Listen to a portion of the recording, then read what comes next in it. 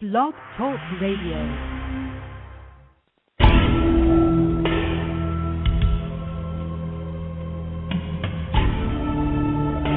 You are now listening to True Murder, the most shocking killers in true crime history, and the authors that have written about them. Gacy, Bundy, Dahmer, The Night Stalker, BTK. Every week, another fascinating author talking about the most shocking and infamous killers in true crime history. True Murder, with your host, journalist and author, Dan Zupansky.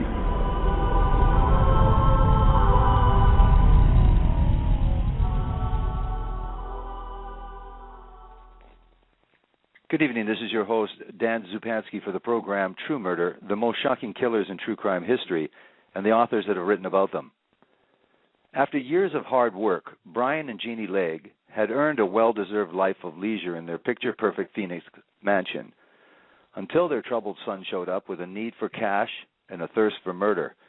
David Legg was an obsessive control freak and an Army deserter. After fathering an illegitimate child, he wooed and wed a trusting young woman, only to destroy his marriage with lies and infidelities. But his deceptions were far from over. In June of 1996, Jeannie and Brian were found shot to death, their bodies sitting next to each other on their living room loveseat. Jeannie's expensive ring and the couple's credit cards were missing. Meanwhile, David, the prime suspect, was living it up in Hawaii with his 15-year-old girlfriend, draining his dead parents' savings through ATMs. After a long and costly chase, this remorseless killer faced a jury of his peers in 2000 and was locked behind bars for life. The book this evening we're featured is Deadly Deceit by returning guest and journalist and best-selling author Don Lasseter. Welcome back to the program, Don Lasseter. Hi, Dan. Great to be with you again. Thank you very much for agreeing to come back on. Another great book. Congratulations. Let's start off with a little bit of the details of Deadly Deceit. I guess maybe we can introduce some of the characters. Let's introduce Brian and Jeannie Legg. Let's go way back and talk about the lives of Brian Legg to start. Okay. Brian Legg was an Air Force captain, served in Vietnam and honorably, retired and from the Air Force, and met a mother of three young, well, actually teenagers by that time, and fell in love and married her. Within about a year or so, they had their own son, David Legg. Now, they went on to have other children as well, but this was they adopted some children. Tell us a little bit. Pardon me. Jeannie had children from previous marriage. Yes, right. And then when Brian married her, their only child together was David. Yes. Okay. Thank you for that. Okay. Now, so tell us what life was like growing up with Brian Legg. What was really what Brian Legg, David's father, really like, and what was the mother like? Characterize their life and some of the characteristics of these people, and tell us a little bit about their life. Well, it's interesting that on one hand, we get in the book, I profile what David Legg said about his own parents, particularly his father. He was quite critical, saying that Brian had abused him and beaten him rather severely and was way restrictive. Other sources tell me that this was a very nice couple, that Brian Legg and Jeannie were just terrific people. And when David subsequently met and married a girl named Alicia LaFleche, Alicia fell in love with Brian and Jeannie. She had been abused in her own childhood and had suffered terrible trauma with no love. And when she met Brian and Jeannie, David's parents, she thought she was in heaven with this wonderful couple. So we have two very conflicting views of what Brian and Jeannie Legg were like. Well, okay, you do have that. You've mentioned that you go in the book and talk about that, but that being given that Alicia comes from a totally incredibly dysfunctional family, so she would be relieved to find any kind of normalcy as compared to her own family. That would be fair? That's correct. Yes, that's fair. Now, tell us a little bit though about, because I found it very fascinating, some of the characteristics of Brian and his son's relationship, some of the things that he was strict about and certainly being in the military, it's not a big stretch for somebody to be critical and to be giving orders. So tell us a little bit more about Brian Legg, though, and then especially the relationship, and then tell us about what characterized some of their family life, including, the need to move quite often in the career of Brian Legg. Well, David and Brian did have some fractious relations between them because young David, was an odd child in many ways. He was a clean freak. He'd wash his hands frequently every day. His room was made up perfectly, unusual for young boys, and he would be a little defiant once in a while. And as you say, Brian, being a military man, exercised discipline over the boy. At one point, it was alleged that he ran over David's bicycle deliberately as a punishment thing. But again, that came from David in later years, so it's hard to know exactly just how problematical the relationship was. But they grew up and moved quite frequently. Early on, typical of military families, they moved around a lot. And it's also been suggested that they had some financial management problems, and that caused them to move around. But finally, they settled in a beautiful home in Northern California, in an upscale district, and they seem to be doing quite well there. Now, what I thought was interesting too, and maybe you can clarify this, how much came from David himself, and then that's questionable whether that's true or not, or disingenuous or not. Tell us what you did find for certain about sort of the sexual attitude that David experienced through Brian. What was Brian Legg's idea of sort of making his son a man, and what did you find out was the difference between what David had said and maybe what you had found independently of sort of that characteristic of the family dynamic? Well, David was later found to be, sexually involved way young, and a sex addict, he would later be called. He blamed it on his parents, saying that they were into pornography and that they did some strange things like swinging and swapping. But again, it's hard to know just how credible that is. In some cases, Brian was a very good father. He took him to concerts even. And there's a concert with one rock group that you can look up on YouTube. Put David and Brian's name in, and you can see that they were actually at a concert, and you can see them in about the fourth or fifth row of the concert. Well, yeah, I found it very interesting that some of the things, it seemed to be sort of contradictory behavior, it seemed, even if you don't take David's word for a lot of things, where you talk about where the son was probably disciplined quite heavily for some people might think a minor infraction, yet he racked up, and, this is a few years ago, $2,000 on a sex chat line, and his father really didn't discipline him for that. So tell us a little bit about that incident, and you were talking about taking him to a concert, so it really was a guy that seemed to be very cool in some respects, but in others, at least, there was that strong discipline. Right, it's rather interesting. Twice in his lifetime, we know that David ran up big bills for telephone sex calls to the sex private lines. Once when he was a youngster, still living at home, and once later when he was married to Alicia from Hawaii. Alicia found that she had about a $2,000 bill from David's calls to sex telephone numbers. Also, it was alleged by David that his father beat him severely, would force him into when he had some minor infraction, he'd be forced into the bedroom, take his pants off, and lie on the bed and be lashed with a belt. He told a psychologist at one point that he had scars there permanently. But interestingly enough, I asked Alicia, who knew David intimately, did you ever see any scars on his back? She said no, his back was smooth as anything. Right. Now, what was what was David and Brian's wife and David's mother? What was she like? Did she have any problems? What was she like as a disciplinarian? What was she like as a mother? Jeannie was just a typical loving mother who had already raised 3 children and raised David with loving care, just as any mother would. And I found nothing controversial about Jeannie's behavior. Now, you also, the other 3 children, when you looked into this as well, when you investigated what the fate of those children, not that it's empirical evidence, but what was the outcome of those children, just to give some kind of credibility to that these people were, like you say, pretty normal parents, and as a result, the other 3 children. Tell us about their fate.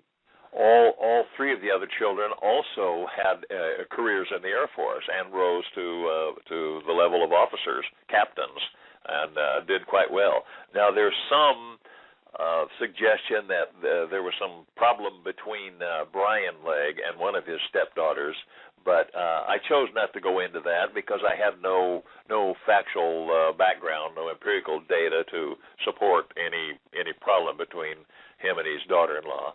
But they all turned out to be quite great kids and adults, and the son, David's half-brother, became a CEO in a electronics firm.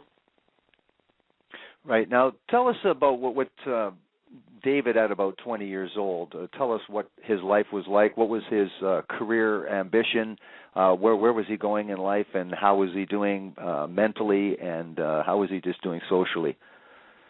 Well, David was had some problems, and he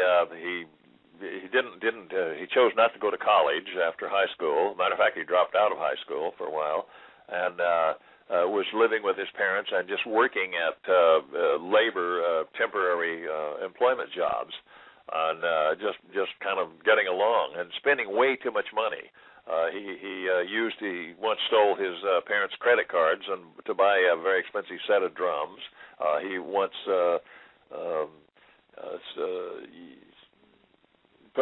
made a great number of other purchases that ran his parents deep into debt. Now, there was one other rather important incident when he was in high school, in I believe in Michigan. He impregnated a classmate and produced a son.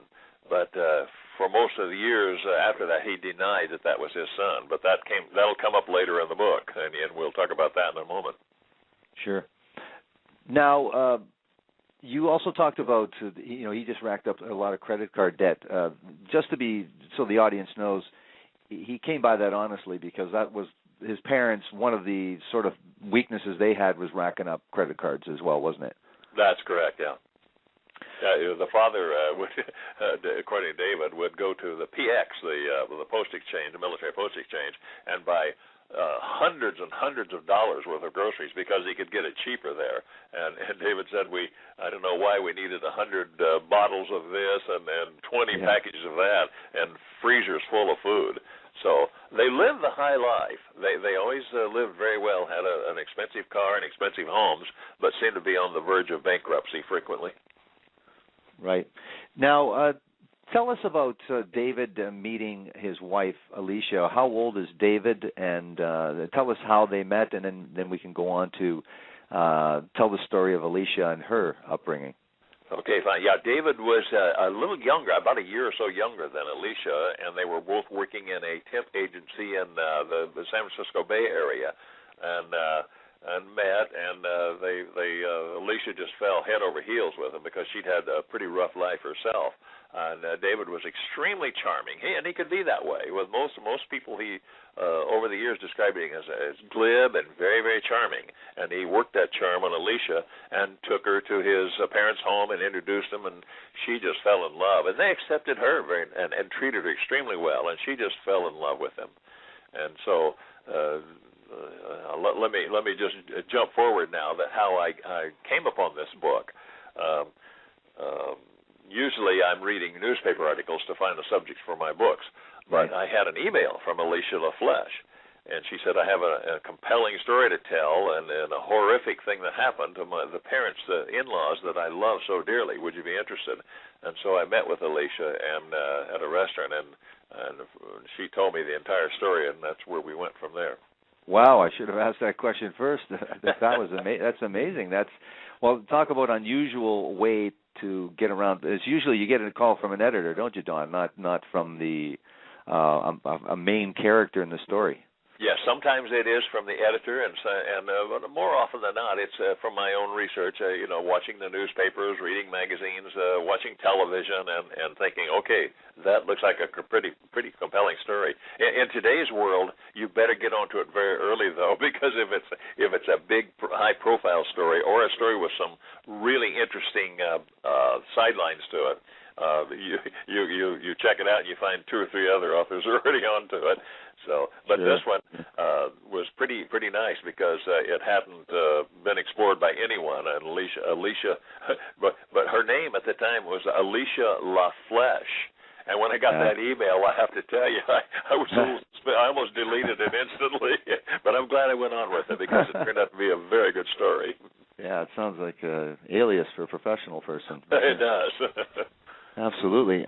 Now, tell us about David's career as well in the military. Well, David, after Alicia and David got married, or just before they were married, I believe, David decided he was going to have a military career like his dad did. And his dad wanted him to go in the Air Force, of course, because that's where he had been. David told Alicia he went and applied, and he aced all the exams, and that he was going to become a pilot. But this is remarkable since he hadn't even finished high school, and the Air Force is pretty selective about that and have some pretty stringent exams to screen these people. Again, it probably wasn't entirely true, and so he wound up enlisting as a private in the United States Army.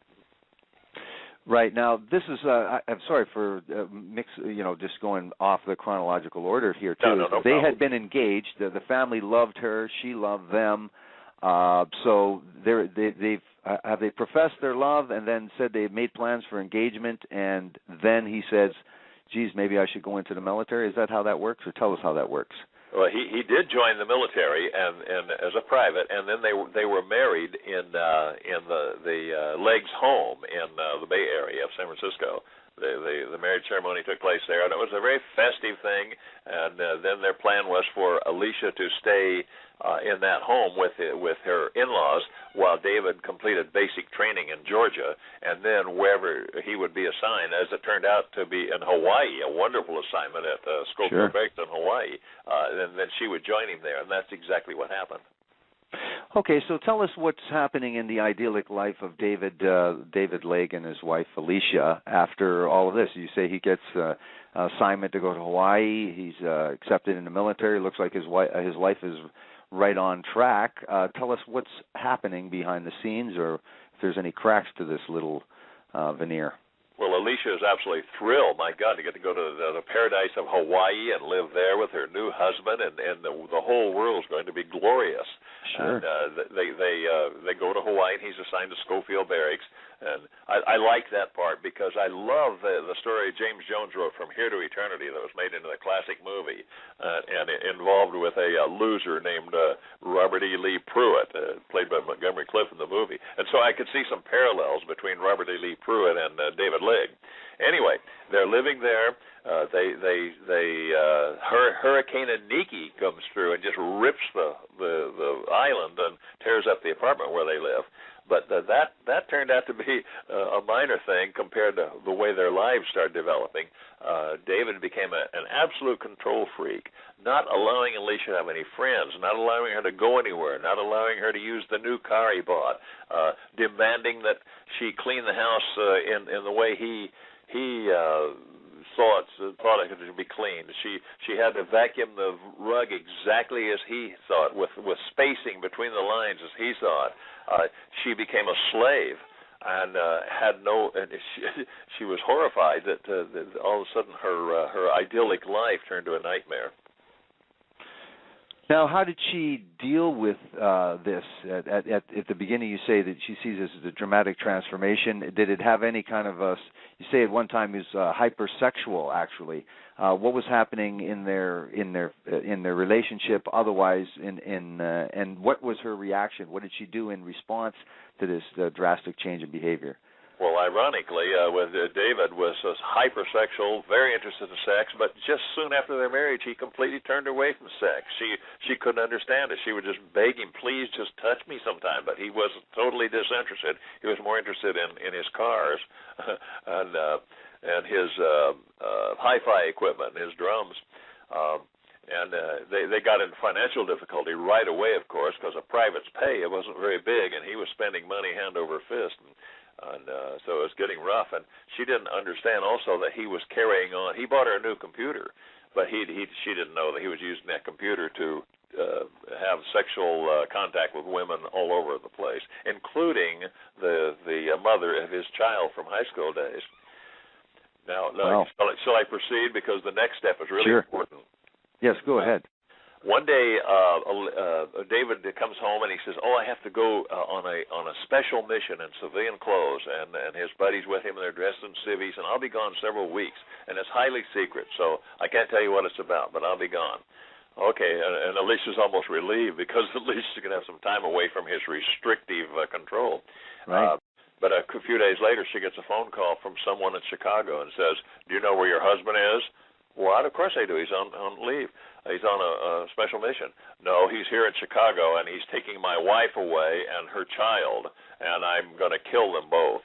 And Alicia was horrified. What is going on? Well, eventually she finds out that David's gone to Chicago to rescue the mother of his child from high school days and take her away from her abusive husband.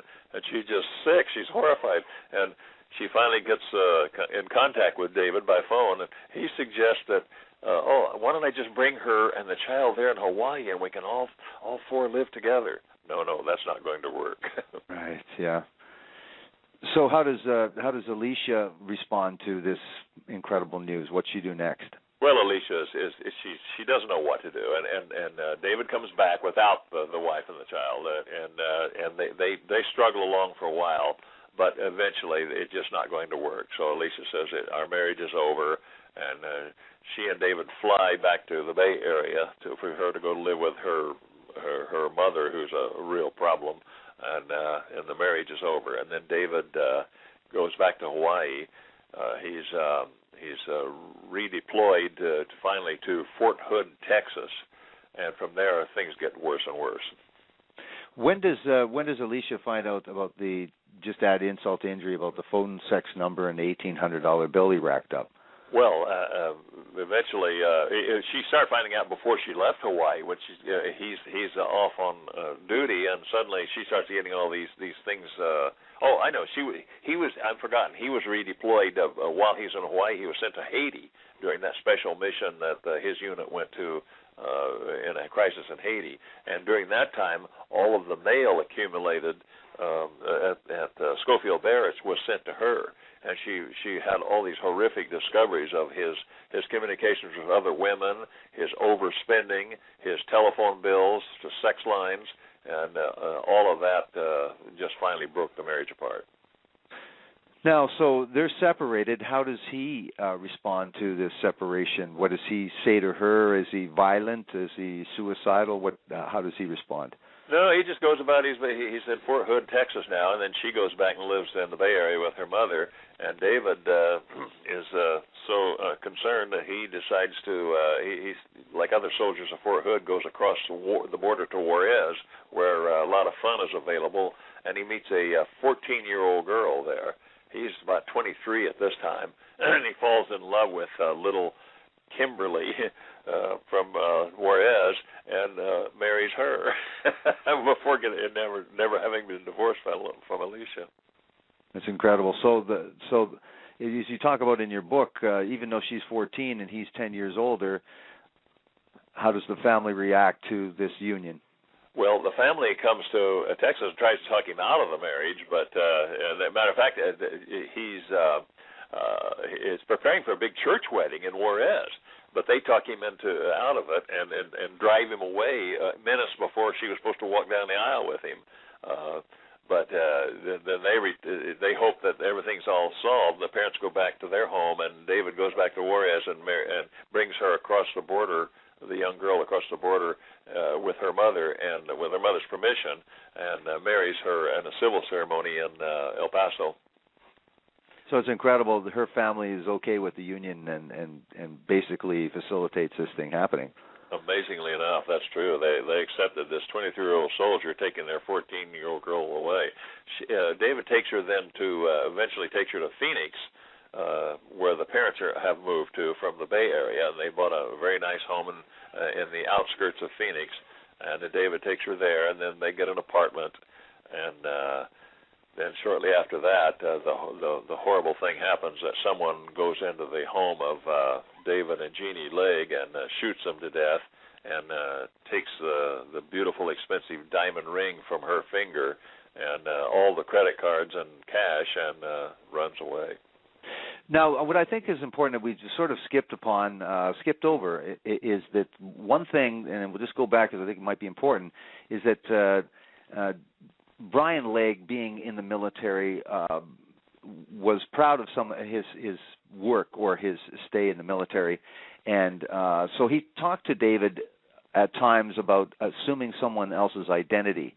And I think it's important in this case as we proceed with the story. So tell us a little bit about that, because I think it's a very ironic fact given what happens after. That's a good point, Dan. Brian, during his service years, was in special forces that did some undercover operations. And he tells David at one point how easy it is to steal someone's identity. He illustrates it by saying you can walk into a bar and strike up a conversation with a total stranger, and if you know the right questions to ask and how to do it, you can have everything about that man, that person in the bar, and steal their identity in a very short amount of time. And David is pretty fascinated with this. Right. So that's a young kid. So then later on, now, when he was in the last time he was in the military, he did meet someone named Darren Malloy. So tell us about this meeting, and of course we'll see why it's important later. While David is at Fort Hood, he needs transportation to go over to Juarez to see his girlfriend. So he buys a car from another soldier and takes it across the border and leaves it there, and the other soldier is stuck with no money. And this happened 3 times. He bought 3 cars from other soldiers that he never paid for, and finally he's caught up, and he's faces the company commander, who places him in another barracks on honor not to go anywhere, and he's roomed with another soldier named Darren Malloy. Now, how did they get along, and how did things? He was just there for a few days, but what was the relationship like between the two men?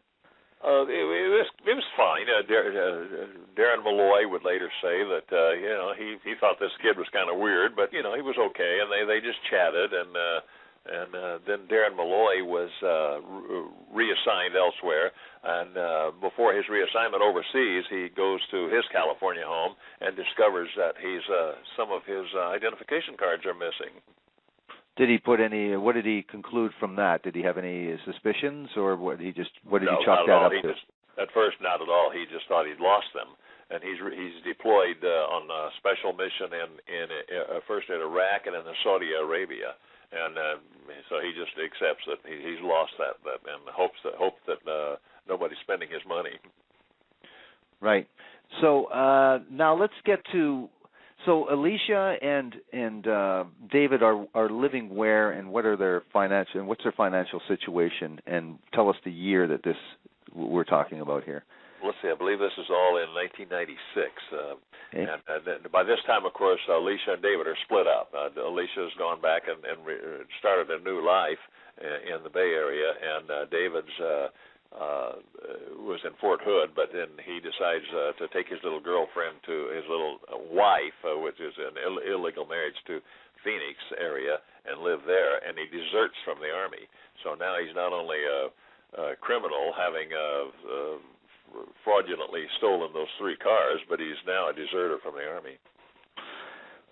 Okay, so what's his relationship with his parents at that time, David Legg, with his parents? Well, he's of course borrowing from them and getting everything he can from them, but he gets enough money to rent an apartment not far from his parents' home, and he's tries 2 or 3 various jobs, but he only lasts a few days on each one, and he's spending money like mad, and suddenly he's pretty desperate for some way to pay for his apartment, for all the other expenses he's incurred, and he needs money very badly.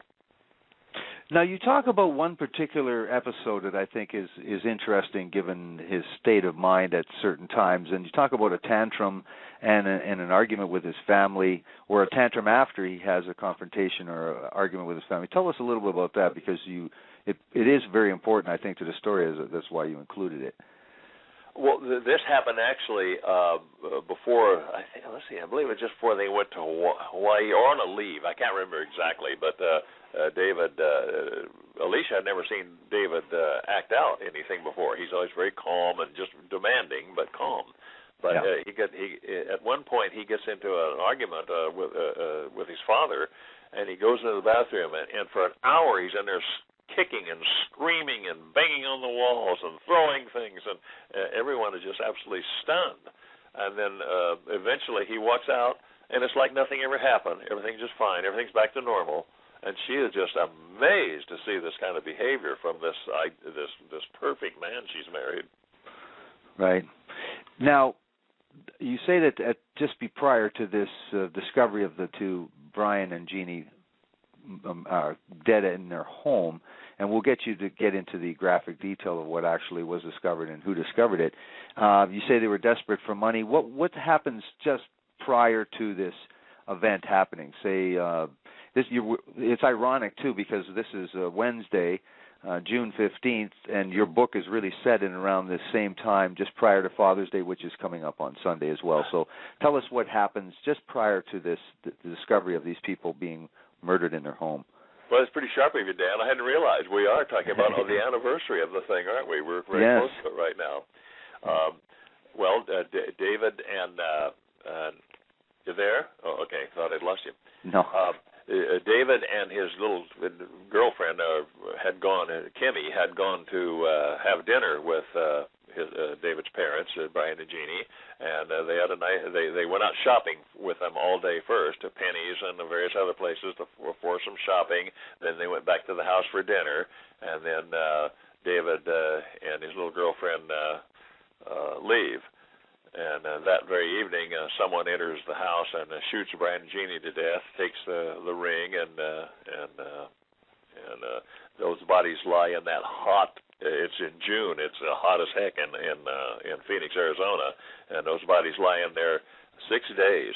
Meanwhile, Jeannie's son, by the previous marriage, who lives in Tucson, Arizona, is trying to contact his mother and stepfather. And he's trying for almost a week.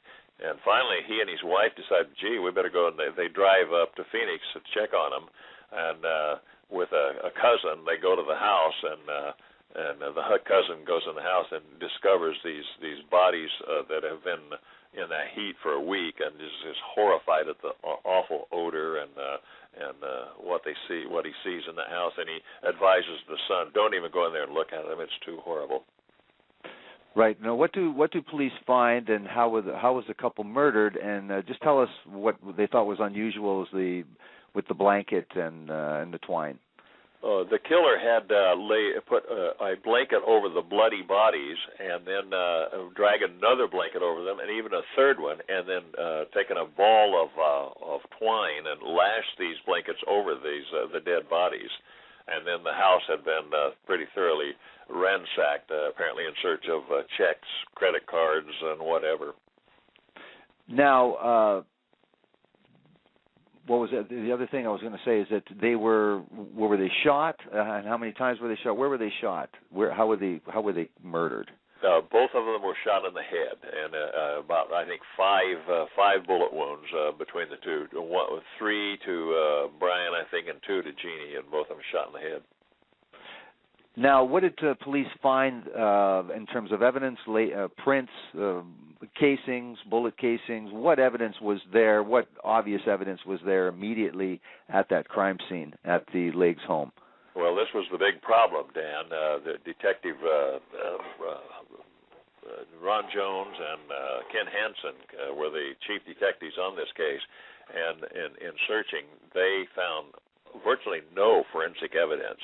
They found a kitchen glove that they hoped would be fingerprints on it. They found one bullet had missed apparently and gone through a potted plant into an adjacent wall, and they managed to recover that bullet. But they found no gun. They found no usable fingerprints. They found no DNA. It was really a frustrating case for them to research, and eventually the leads to solve this case came from tracing the use of the Legg's credit cards. Right. Now, they did, what I thought was interesting, too, is how thorough they were. They did the process called the EDPL. They had a couple really, a couple experts in this, basically, so to be able to do this. So they did every effort in order to be able to find any evidence, any trace evidence at all. And it's interesting later when they do match up one of the latent prints on what they find. So tell us how police proceed. Well, they're extremely thorough, and they really want to solve this case, and they work long hours, and you see they do the EDPL, which is a special process to lift prints from the footprints or fingerprints from the floor. They take the glove, they find a Pepsi can and get prints from it. They did find a latent print on a Pepsi can, and that's the only hope they had for any prints. But what they really began to do was to search they began researching the credit cards through the credit card companies and finding that expenditures have been made in Hawaii and even locally in Phoenix. They had credit cards that had been used to book plane flights and a local hotel and purchase of luggage. And then they traced it to a car rental in Hawaii. So it was the financial trail that gave them some hope that they could finally trace down who did this. But even then, they faced the question: was the person using these credit cards? Was this the killer, or had somebody had the killer thrown away a billful with cards in it, and someone found that and was using them? So even though they had the leads through the financial transactions, they still weren't sure they were on the trail of the killer. Now what was really interesting that they began to see that someone named Darren Malloy was using these credit cards. Yes, so that's very interesting. Now, so they contact the military looking for two people, and so not only are they looking for David Legg, the military they're asking the military to assist them in Malloy as well. Isn't that true? That's true, and it's kind of irritating to these two detectives because the military seem to be dragging their feet. They can't seem to find Darren Malloy or David Legg. And you're saying, too, it seemed to the detectives that they weren't too anxious to look for these people either. It didn't seem to be much of a priority despite this murder investigation. That's correct. It was so puzzling to them, but what they eventually found that Darren Malloy had been sent overseas to Saudi Arabia on a highly secretive mission, and so the military wasn't going to tell a couple of detectives in Phoenix about that, and that they also had a deserter on their hands, and they didn't particularly want to admit that we can't find him because he's a deserter. Right. So they were looking for, they had questioned other people in the family, obviously other members of the family, but the person that they hadn't been able to contact, and the brother had said he hadn't had contact with David since the previous Thanksgiving. So they were searching for David Legg. But at that point, what did police have in terms of evidence, and who was their likely suspect, if anyone? Their likely suspect at this point was Darren Malloy, but they couldn't find him. And so, but eventually then they began to see that a car had been rented in Hawaii in the name of Brian Legg, the victim. And now they began to suspect, okay, wait a minute, David Legg is missing. Someone is using his credit card in Hawaii and signing Brian Legg's name. Maybe David is involved in this thing somehow. Now, when did they find out about the apartment on 48th Street and who had rented that apartment? When does that happen? Yeah, through the name of Malloy, they traced it. Malloy had rented and a young girl named Kim had it, and Cecilia, I believe they were calling her, had rented an apartment on 48th Street in Phoenix, a few miles from the Legg home. And so they went there, and they found uniforms, but they for Darren Malloy, but also for David Legg, and other things that led to David Legg. So now they're even more suspicious that David Legg, the son, might very well be involved in this. But is David Legg the killer, or is he just spending the money? Is Darren Malloy the killer, or is he spending the money? They don't know yet. Now, I think it's important, too, is that I want to make sure that the audience knows, too, that the military didn't really tell the detectives, listen, this guy's on special missions, that's why we can't tell you where he is. So the police were in the dark at the same time. So as things started looking more towards possibility of David Legg being the perpetrator, they really didn't know because the military wasn't being so forthright either, was they? That's correct. Yeah, they weren't being forthright, and they had their reasons, of course. But what eventually developed was the detectives kept after the airline companies to see if they had any flights scheduled from Hawaii in the name of Darren Malloy, David Legg, or Kimberly, and eventually they were notified at the last second that two of these people were on a plane coming from Hawaii to Phoenix, to L.A., to Los Angeles.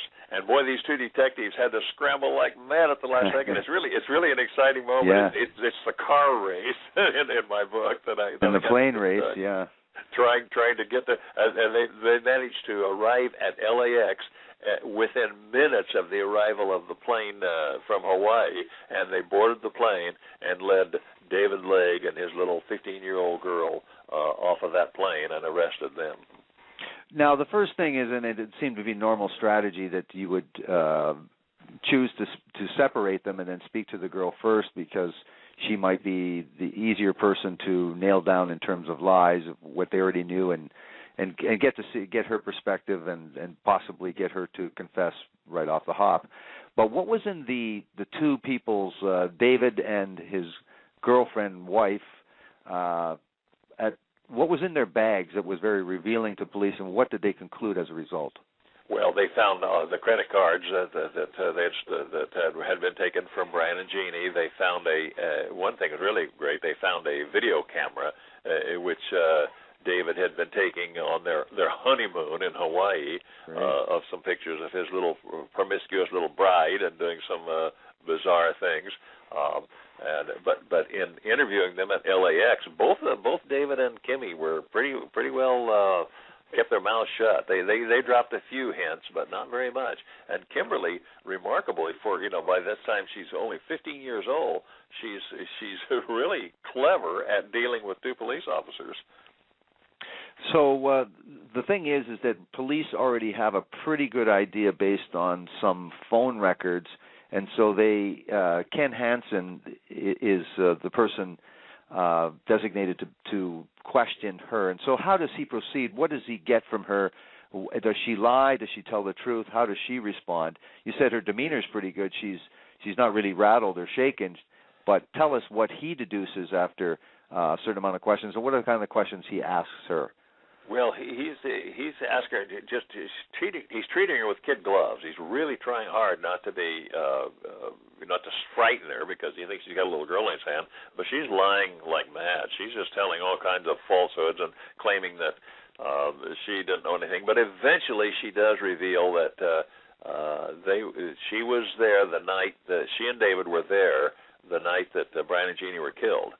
Right. They had gone to shopping with them and gone to dinner at the house, and then they had left and then returned, and that Kimmy said, I was in the house and I decided I want to go out to the car and listen to some music, and while I was out there I heard 3 shots in the house. Didn't she also admit almost very early on, despite all the lies, that she had seen a gun, revolver a week before David had? A gun? Yeah, she denied it at first. She denied seeing any gun at all, but then eventually she does say, yes, I did see a gun.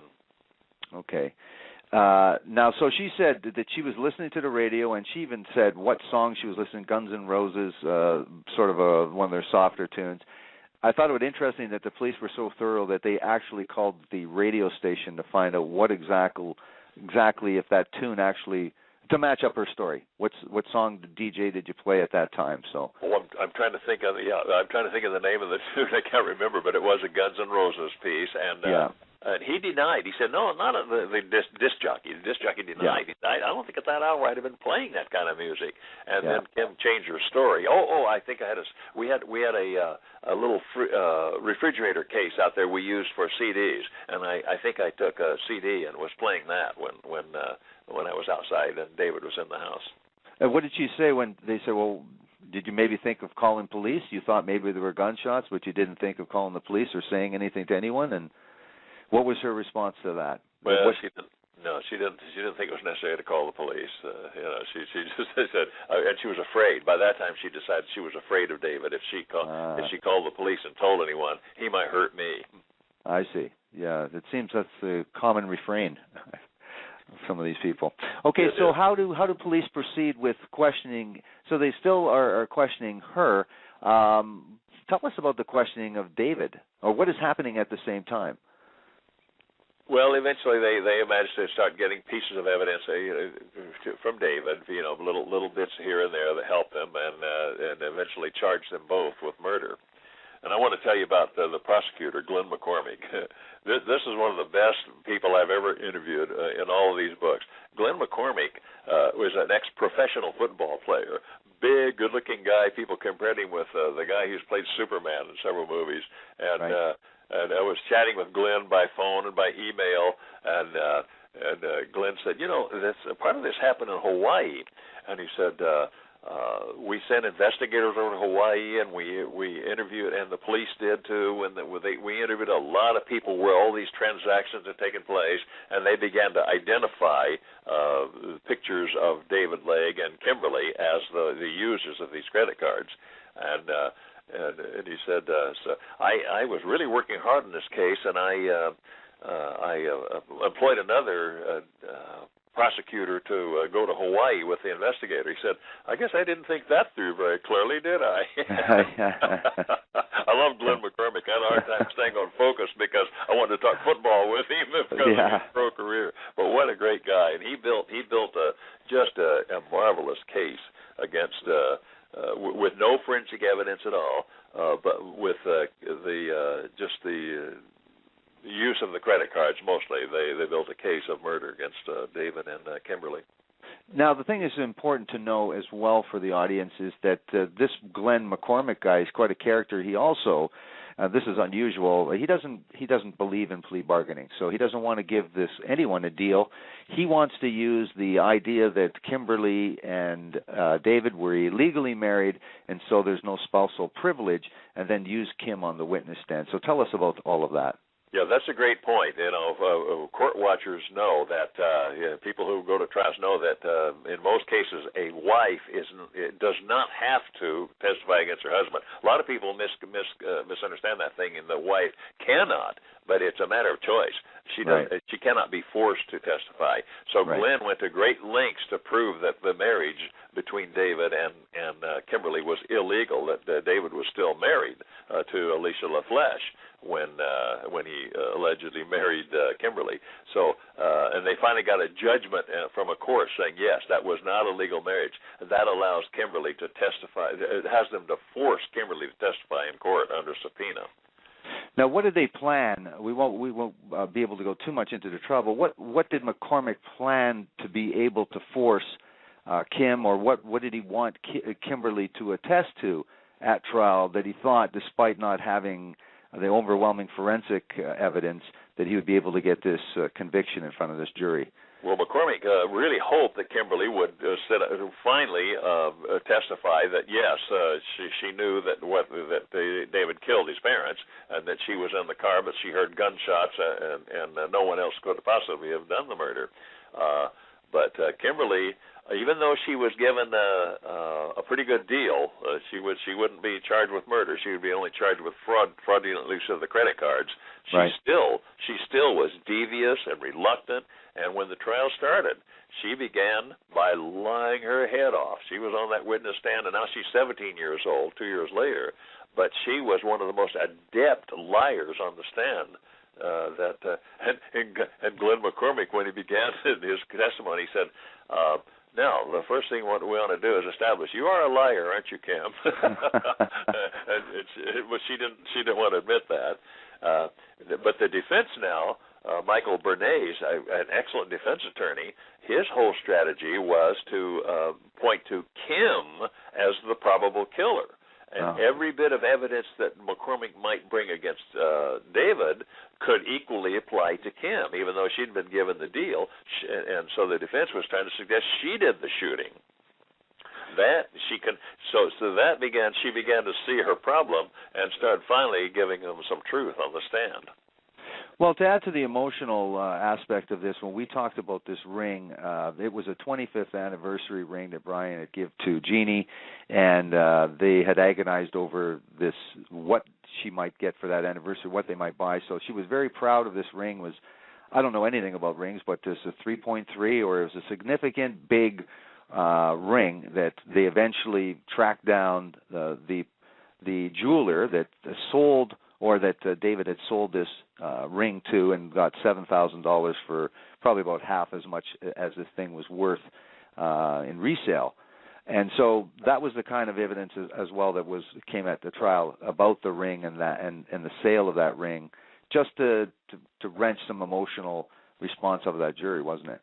Well, that was an excellent point. And that's what led him to Darren Malloy first, because someone named Darren Malloy, the day after the murders, came to this jewelry store in Phoenix and had a 3.3 carat diamond ring to sell. And the owner of the shop bought it and made a good deal on it. But Arizona has a law that something a piece of jewelry of that expense, they must record not only the sale but who sold it with a photo ID card, and that remains on record. And Detective Ron Jones knew of that, and he began going through the records of transactions and found that transaction and went right to the jewelry store and interviewed the owner. And Darren Malloy was in here, and he sold me that ring, and he had a young Hispanic girl with him. And so that was the first lead to Darren Malloy, who eventually turned out, of course, to be David Legg. Now, how did David Legg respond to questioning? How did he proceed to trial? He had a very experienced and skillful lawyer. So tell us about what he did, what his demeanor was like. Tell us a little bit more about David Legg after this. The lawyer also had a beautiful assistant lawyer named Tanya McMath, and David seemed to focus more on her than he did anything else during the trial. And he was in complete denial, though. A Hispanic gang had apparently killed his parents, and right. Kimmy was involved, according to David, because she knew this gang, and she's the one who put the gang over there to kill his parents and get that ring. Makes sense. Yeah. Now, what was his story, though? I thought it was very interesting, too, because it was pretty nonsensical, or at least pretty unbelievable. He said that he didn't kill them. However, he did throw the blanket on them and the twine. Tell us what his reasoning was for that. Well, David said that when I went over to that parents, that evening, I found my parents dead. And I was horrified. I was shocked. But I'm a deserter from the Army now, so I can't call the police, obviously. And so what am I going to do? And so I decided I just might as well take their credit cards and that ring, and because they're mine anyway now. My parents are dead, and so I might as well use that. But I did not kill them. Somebody else killed them. But I just I was going to use the money, and so girlfriend to Hawaii with it. Oh boy. Yeah, so that was good. Yeah, and the other thing I thought was interesting too is because I think people forget, and a lot of people, there's so many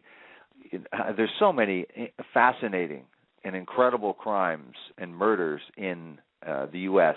that you chose to include the story of Eric and Lyle Menendez. and the murder of their parents. Tell us a little bit about that, and tell us why you put that in. I found it interesting. It would surprise me a little bit, but tell us why you found it necessary. You felt glad important. you picked that up, Dan. That's great, because one of the most famous murders in Southern California history is the story of Lyle Menendez and his brother, who killed their parents, who were very, very wealthy.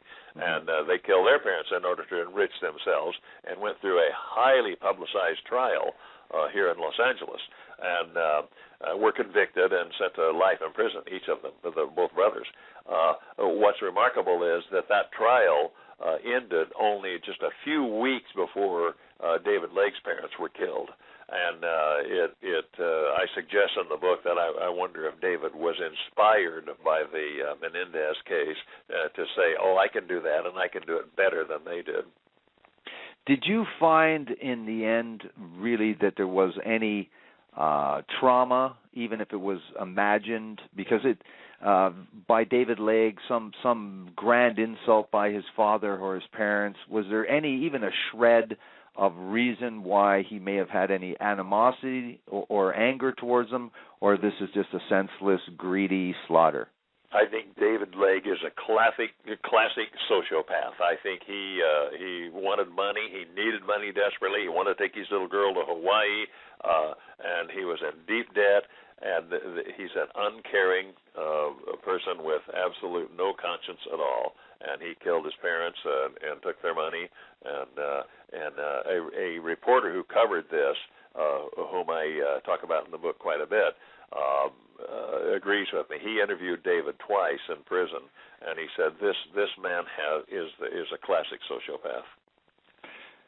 So you wouldn't try to excuse him at all with any kind of, they talk about bipolar, AHAD, any kind of a mental illness. You just chalk it up to greed and immaturity and murderous intentions?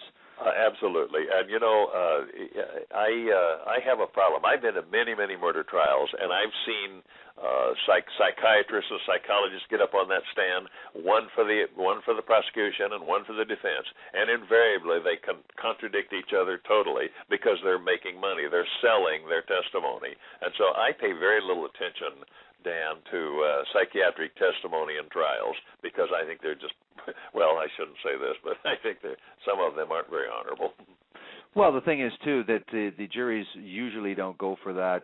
It's not really accepted. I know the stats are very, very low for any kind of insanity defense, so it's a good attempt, I would say, or it's a worthwhile attempt possibly, but it doesn't really work out for the perpetrator too often, does it? Very seldom, I think. The abuse excuse does not work. No. I like that. Well, I'm in Canada, and it's exactly the opposite of what happens here. We somehow have not learned the lesson that America has. And I think if we were to have some of the, you're just a bigger nation by 10 times, and so a lot of your cities are concentrated in population, and it does seem to be some sort of phenomena, at least, there's really good detection of these crimes, too, and recognition of serial killers. I think a lot of countries you can say, we don't have the same rate of serial killers.